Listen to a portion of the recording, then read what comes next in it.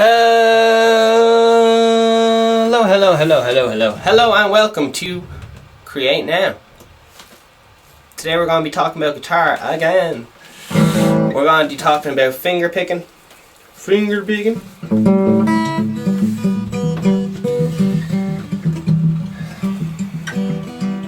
on guitar. You can use this finger picking on whatever instrument you want, but today specifically you can use it on banjo or wherever you want. Alright, here we go. So you can make something quite simple sound fairly complex with just a little bit of finger picking. Alright, so you can use, people say finger picking, that could mean just single string picking with a pleck.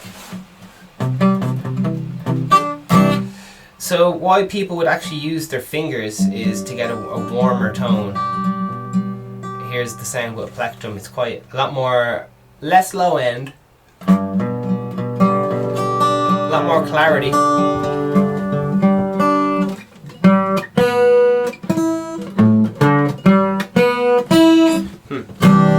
Alright, so more clarity with a plectrum. Here's with the thumb. Thumb is the original plectrum of the gods or whatever, I don't know. They use this side of the thumb, kind of where the bone is. Now I'm kind of quoting Rory Gallagher, famous Cork guitar player. So you can play the guitar with just your thumb and just use it as one big pleck and go up and down. And this is the way the old good blues players did it. There's nothing wrong with it. It's good.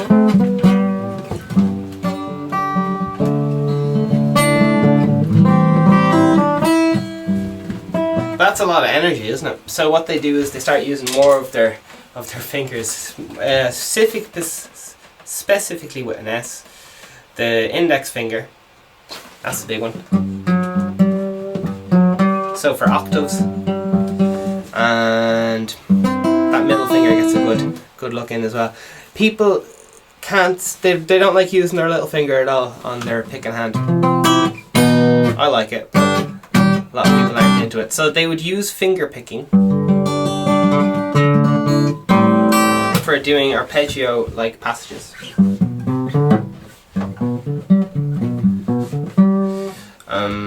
Because it's more efficient, isn't it? And energy efficient to use all the tools available. In the classical world, they tend to use the fingertips, the index finger and the middle finger, as they do on a bass guitar, which is fine if you want. My personal favourite is hybrid picking, which is where you use a plectrum between your thumb and index, and then you pick away at the other strings with your back three fingers. So you get that clarity of the bass note with the flexibility of using the fingers. Some people only use their fingers because they didn't have a pleck growing up, and it's a whole kind of thing, oh, we've always done it this way and this is who we are and all this stuff. So it can be a key part to your tone, I guess. It means you'll have to, if you want the same sound as a plectrum, you just have to crank up the treble and lower the bass, I guess, on the amp a little bit. It's a big kind of thing of jazz. Get that kind of woolly tone, flat wound strings and so on. Some of that stuff's just down to tradition. It's not necessarily better, it's just kind of the way it's always been done and whatever means they had available at the time. I'm into the old crisp as opposed to the woollier sound, but everything has its place. So using the side of the thumb is like the thing to be doing. So there's the kind of classical way in which you kind of pluck from above and stuff, and that's just I don't know who came up with it or what they were drinking at the time. I've never really got into that. There's the other classical way, which is growing fingernails long. So you have a very long fingernail on your thumb, index finger, middle finger and ring finger, and as usual they just pretend the little finger doesn't exist. So my little fingers are beasts, man. Check that shit out, man. I don't know. I've always got my little fingers to do a lot of working out.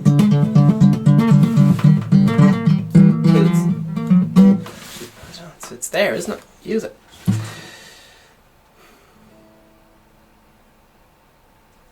So plex can you use for articulation. They stop stuff like nails breaking. So yeah, in the classical world they used nylon strings. All right. Now, with nylon strings, that's going back from they used to use pig guts and all sorts of stuff. But they eventually got in, started using plastics instead of animal products. So they used to use like intestines and all this good stuff. Same thing for footballs and so on. People were getting annoyed, you know, the fingernail breaks, and then you have to grow another one for these classical performances. So they started using plex and so on. When they used nylon Spanish guitars, the plastic or pig's guts or whatever it was, animal intestines, are a lot easier on the fingernails. But as technology kind of progressed and so on to do with amplification, there came a time when amplification came big, where you use a magnet at the back of your guitar to, as it's called, a transducer, to pick up the vibrations of the strings, and then it's put through a transducer and an amplifier to move a speaker cone, or it is a speaker cone, and the sound comes as loud as you want it. You need electricity for that. But anyway, so the strings became metal. Now when the strings became metal, you couldn't really use your fingernails on them, so that switched to plex, or else just using actual fingertips. So yeah, the point of using finger nails and all that stuff is, so it's one option you can get into. I wouldn't recommend it, but you can if you want to. Long fingernails, you can't really use them on an electric guitar kind of. I don't know. There's procedures you can get done where you go into like a nail salon and you get special like strengthener put on your fingernails and so on. So I don't know. You can do anything if you want it. It's just a little bit more awkward. So strings are made of kind of metal to amplification and so on. There's other ways around, like the zero pickup. They put a piece of metal in the bridge and they use that as a transducer to pick up the vibrations of the strings and so on. But I think in the early days they were just using, you had to have metal guitar strings. So finger picking is absolutely great. It's a little bit quieter than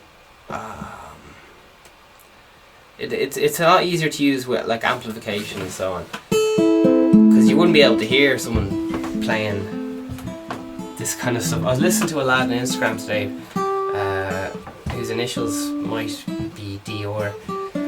I think it was a secretive man, but he's playing a guitar with a fucking paintbrush and it sounded amazing, because it was like this, but because he had a big amplifier to turn up the volume of the guitar, it was like definitely loud and a lot of reverb on it, and it was fucking amazing.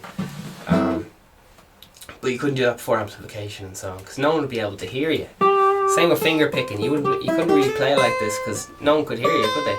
You'd be like, shh, everyone shut up, he's playing. Because this was as loud as a guitar could go. Because the limitations, the sound hole. Think back to the lute, mandolin, all these early forms of guitar. Guitar didn't just like appear, it was the latest manifestation of the other stringed instruments. It was a fucking lute and lyre and yeah, so there you are. Other animal products used in guitars, apart from, is the bone nut on the bridge and the And the nut, you can use plastics instead, metals and so on, like brass is kind of recommended. But for a long time it was a malleable, bones were a malleable product, is that the right word? That you could file into any position you want, and it was a dense medium, it might be the right word. So it vibrated well. It was win. Alright, finger picking. So here's a little bit of finger picking. 1, 2, 3, 4. Alright, so just get any chord you want. Now your thumb, you got your T for thumb, I for index, M for middle, and ring for ring finger. Alright. Middle finger is the middle finger in your hand, index fingers. Think about the finger you use when you're looking at the index of a book, and ring finger in some cultures you put a wedding ring when you get married on that ring finger, and then you got your little finger, which we don't use because who knows. I'd use it, but I won't. Alright, so anytime it's count to 4. 1, 2, 3, 4. Okay, that's thumb, index, middle finger, ring finger, and then back to 1, starts on thumb again. And that's as easy as it is. Your thumb is going to play the lowest note. The lowest note on the chord is going to give its name. So if you're playing a G chord, the lowest note on a G chord is the note G. That's the bass note. This is brilliant because this is where you can get into moving bass lines, and it's gorgeous. By having your thumb playing different notes. And inversions, oh, great. So if you want to do for example, an inversion of a G chord, instead of playing the lowest note, which is the note on the G string, you could have a G inversion by playing the lowest note as B, which is on the A string. I know this might seem very subtle, but it's very good. So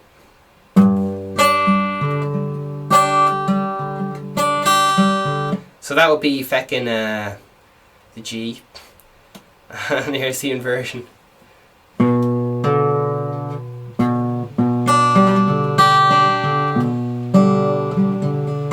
Bit mental.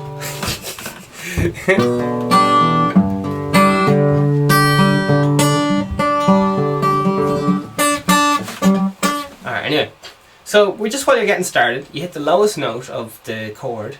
That's the biggest string with your thumb, and then you just count to 2, 3, 4 with your other fingers. So let's try a nice D chord. D is a great one. Alright, so open D. 1, 2, 3, 4. 1, 2, 3, 4.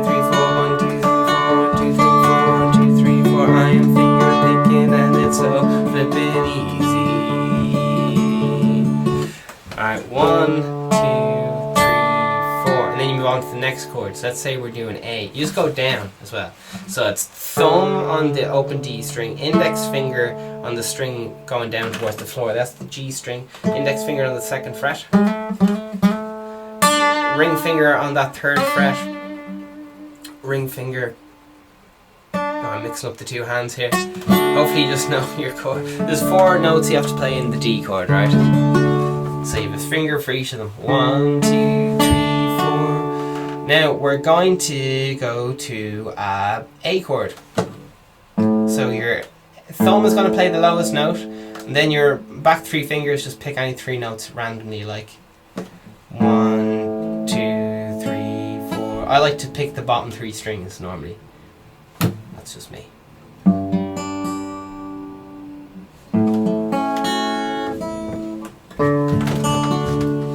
So here's what G might sound like. So I'm going to pick the lowest note with my thumb. That's the lowest in pitch, biggest string. And then the bottom 3 fingers are just going to stay on the bottom 3 strings. Alright, so index finger on the G, middle finger on the B, and ring finger on the little E. Alright, here's what G sounds like. That's 1, 2, 3, 4. Alright, you can see where this is going and just make up your own one, like 1, 2, 3, 4, 5, 6, 7, 8. That's just cycling up and down, or whatever way you want to count it. 1, 2, 3, 4, 5, 6. 1, 2, 3, 4, 5, 6. 1. That's a classic one. Oh darling. 4, 5, 6. 1, 2, 3, 4, 5, 6. 1. that's like 6/8 or whatever, so don't worry about that. I keep distracting you. Alright, so just 1, 2, 3, 4, okay? Here's the G chord. Lowest note with the thumb, and then bottom three strings, index, middle, ring. 1, 2, 3, 4. Brilliant. Now we're going to try another chord. We're going to try D. So on D, the lowest string is the D string. So here we go. Thumb on that open D string. 1, 2, 3, 4. So that's D. Let's go back to G. 1, 2, 3, 4. Sounds pretty good, doesn't it? 1, 2, 3, 4. 1, 2, 3, 4. 1, 2, 3, 4. 1, 2, 3, 4. And backwards, what would that be? 1, 2, 3, 4. 1, 2, 3, 4. Yeah. So you can make up your own patterns, and it's a world of joy. And it just sounds so good compared to this. Like, this is one way of doing it, that's fine. But it makes people be like, wow, he's really got a guitar, man. How's he playing all that? Wow stuff, wow. And you're just picking the notes. 1, just every beat, just put one in. Keep it simple. Here's G. 1, 2, 3, 4. D. 2, 3, 4. G. 2, 3, 4. D. 2, 3. On to E minor. 1, 2, 3, 4. Let's try an inversion now. So now we're gonna bring the thumb down to the A string. So it's going to be first inversion of E minor, I hope. Here we go. Adds a whole different sound to the chord. Gotta do a G inversion now. Alright, yeah. So inversions, it's pretty cool. Whole different textures to the chords.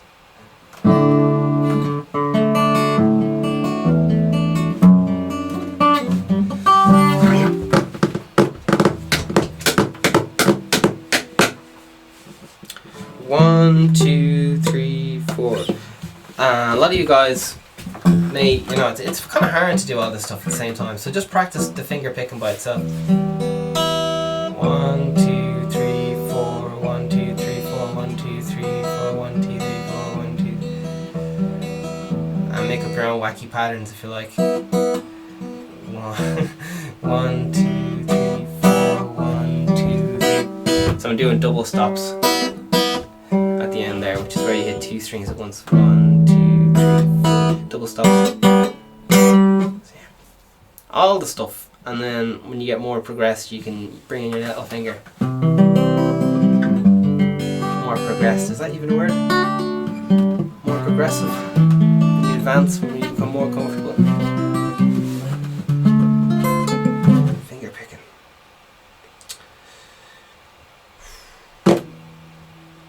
Very good to practice on metronome as well.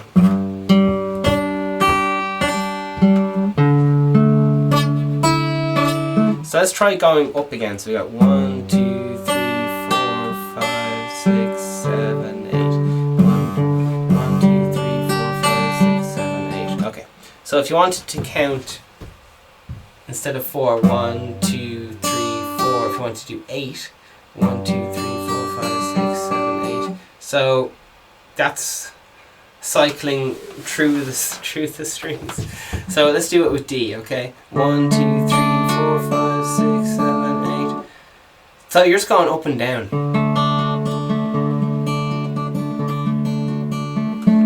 Okay, so thumb on the D string, index on the G, middle on the B, ring finger on the little E, and as you're coming up then, you're hitting the middle finger on the B and the index on the G, and then you're back on the thumb, and it all starts again because you're back on 1. 1, 2, 3, 4, 5, 6, 7, 8. Or in fact you gotta go backwards and forward to get a bit more, so jeepers. D string, G string, B string, E string, B string, G string, and now you gotta go back down again. So you gotta go back down in yourself, because with D it's quite a small confined space. So you gotta bounce back off that G string, head down to the bottom again. So yeah, there you are. It's going up and down. So if you can save that 1, it's you're gonna sound professional as flip if you just save your thumb for beat 1. Alright. So, and you can do anything else randomly with the rest of your fingers. You can be random enough, but if you just keep that bass note, and also if you can, play the bass notes louder. And that's called like dynamics as well. So this is the descending bass line, chromatically. Alright, that's a whole other different layer. And if you want to add another layer, you start doing a lead line on top of that with the bass line like this.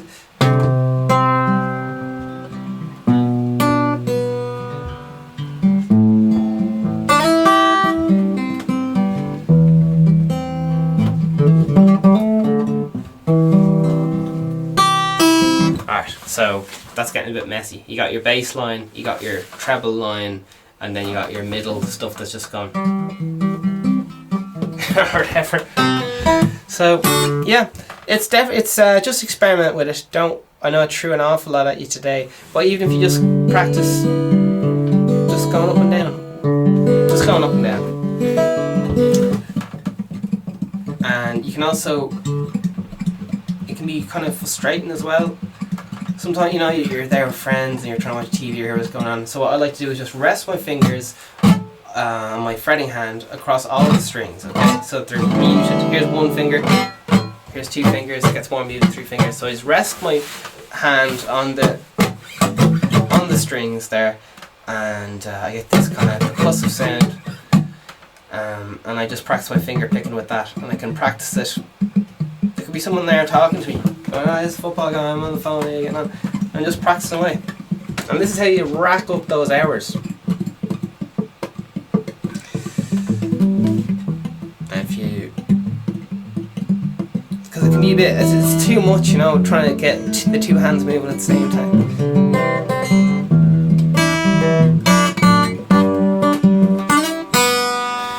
So I'd recommend just focusing and picking away, and anytime that big beat comes on, use that thumb to anchor you on beat 1. Alright, we'll leave it there. Have a great day. That's finger picking. So just playing with your fingers, lead. Alright, have a great one. Vegan Stephen. Hit that subscribe button. We're on iTunes and all that every single day.